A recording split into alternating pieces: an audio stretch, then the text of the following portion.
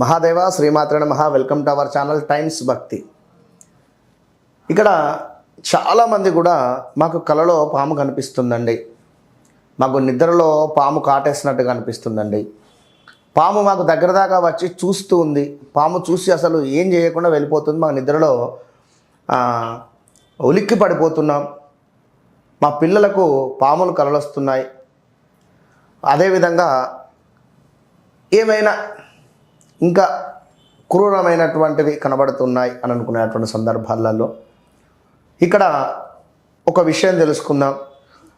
జాతకంలో ఎవరికైతే ద్వాదశ భావంలో రాహువు ఉన్నట్టయితే వారికి తరచూ కూడా పాములు కలలో కనిపిస్తాయి.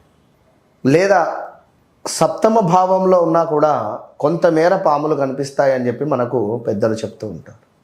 ఇక్కడ ఒక విషయాన్ని అయితే నేను వ్యక్తపరచనున్నా. నా అనుభవం ప్రకారం మాత్రం ఖచ్చితంగా కూడా జాతక రీత్యా సర్పదోషం ఉండేటువంటి వారికి ఇక్కడ పాములు అధికంగా కనబడతాయి.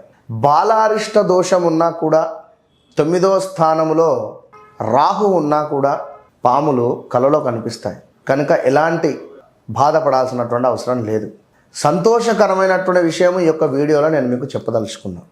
ముఖ్యంగా ఏమిటి అంటే, మరి పాము కలలో కనిపిస్తే దేనికి సంకేతము గురువు గారని మనకు ఒకరు మెసేజ్ చేస్తారు. దీని గురించి ఒక వీడియో చేయమని.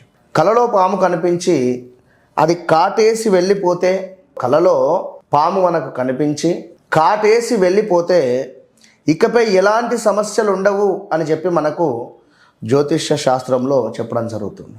ఇది గమనించుకోండి అన్నారా. సో పాము కనిపించింది అని ఆందోళన వద్దు, అది కాటేసిందా వేయలేదా అని చూద్దాం. మరలా రెండో సమాధానం చూద్దాం. ఇక్కడ అదేవిధంగా పాము కలలో కనిపించి ఏమీ చేయకుండా మెల్లగా జారుకుంటే, అంటే చూడండి, ఒకటేమో పాము కాటు వేస్తే మనకు వచ్చేసి ఎలాంటి సమస్యలు ఇక ఉండవు అని చెప్పడం జరుగుతుంది. కానీ ఇక్కడ కలలో కనిపించి ఏమీ చేయకుండా మెల్లగా జారుకుంటే ఆ వ్యక్తి సుఖ సంతోషాలతో ఉంటారని అర్థము. గమనించుకోండి ఎంత తేడా ఉందో.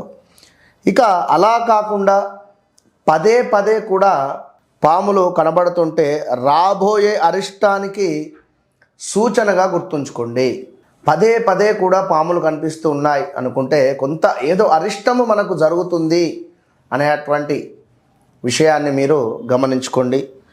మరి ఇలాంటప్పుడు తప్పకుండా కూడా సుబ్రహ్మణ్యేశ్వర స్వామికి ఆరాధన కానీ, సుబ్రహ్మణ్యేశ్వర స్వామి యొక్క అభిషేకం కానీ, స్వామివారికి అభిషేకించినటువంటి తీర్థాన్ని స్వీకరించడం వల్ల కానీ, స్వామివారికి ప్రతిరోజు కూడా ఒక నైవేద్యం సమర్పించడం కానీ, ఒక నైవేద్యం అంటే ఇక్కడ పొంగలి నైవేద్యం చెప్పబడుతుంది. ఇక్కడ పొంగలి నైవేద్యం సమర్పించడం ద్వారా స్వామివారు శాంతిస్తాడు.